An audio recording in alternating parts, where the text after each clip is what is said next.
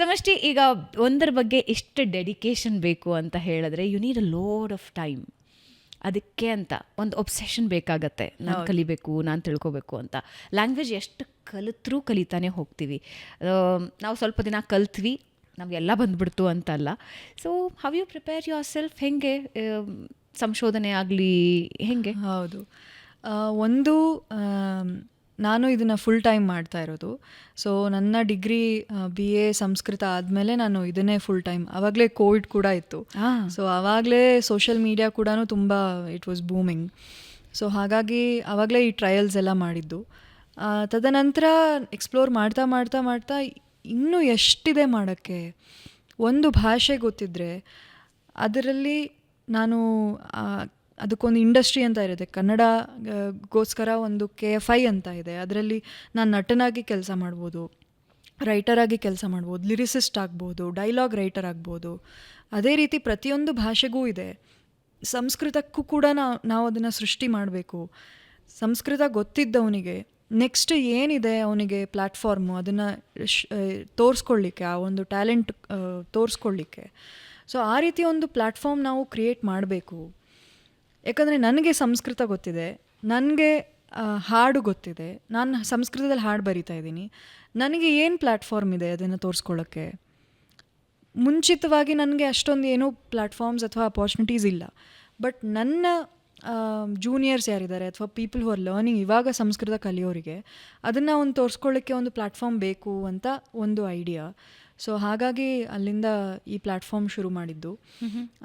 ಇದರಲ್ಲಿ ಕೂಡ ಸುಮಾರು ಜನ ಇವಾಗ ಸಂಸ್ಕೃತ ಕಮ್ಯುನಿಟಿ ಅಂತ ಕ್ರಿಯೇಟ್ ಆದ ತಕ್ಷಣ ಅಲ್ಲಿ ನನಗೆ ಪ್ರತಿಯೊಂದು ಏನೋ ಒಂದು ಮೆಸೇಜ್ ಮಾಡೋದಿದ್ರು, ಟೀ ಕುಡಿಯೋಣ ಬಾ ಅಂತ ಹೇಳೋಕ್ಕೂ ಒಬ್ರು ಯಾರಾದರೂ ಇರಬೇಕಲ್ವ.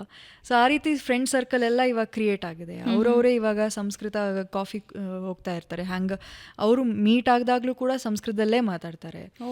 ಸೊ ಆ ರೀತಿ ಒಂದು ಅಪಾರ್ಚುನಿಟಿ ಇವಾಗ ಏನು ಕ್ರಿಯೇಟ್ ಆಗಿದೆ.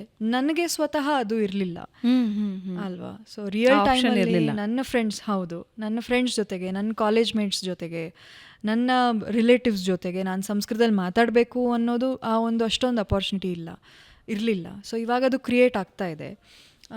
ಸೊ ಹಾಗಾಗಿ ದ್ಯಾಟ್ ಈಸ್ ಮೋರ್ ಇಂಪಾರ್ಟೆಂಟ್. ಅದು ಆಗ್ತಾ ಇರಬೇಕು ಇನ್ನೂ.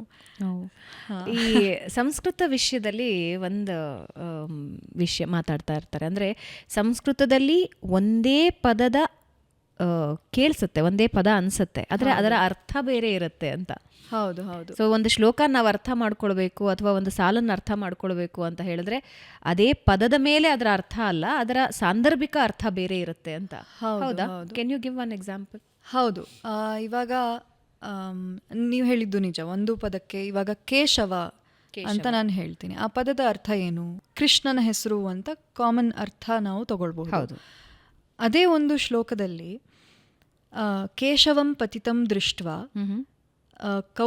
ಪಾಂಡವಾಹ ಹರ್ಷ ನಿರ್ಭರಾಹ ರುದಂತಿ ಕೌರವಾ ಸರ್ವೇ ಹಾಹ ಕೇಶವ ಕೇಶವ ಅಂತ ಇದೆ.